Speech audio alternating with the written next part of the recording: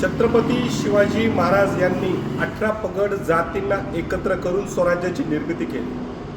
हा मुस्लिम मावळा आज सुद्धा महाराजांचं काम करत आहे, परंतु काही लोक याला जातीच्या बंधनात बांधून ठेवतात। तरी मला कोणाला उत्तर द्यायचं नाही आहे, कारण मी महाराजांचा पाईक आहे। धन्यवाद।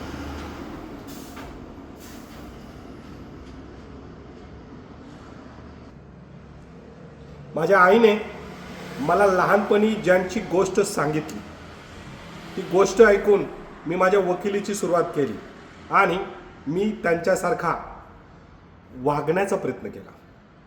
माझ्या वागण्यामध्ये त्यांनी जे काही चांगलं काम केलं ते आणण्याचा प्रयत्न केला। आज मी जे काही आहे ते फक्त आणि फक्त माझे आदर्श छत्रपती शिवाजी महाराज।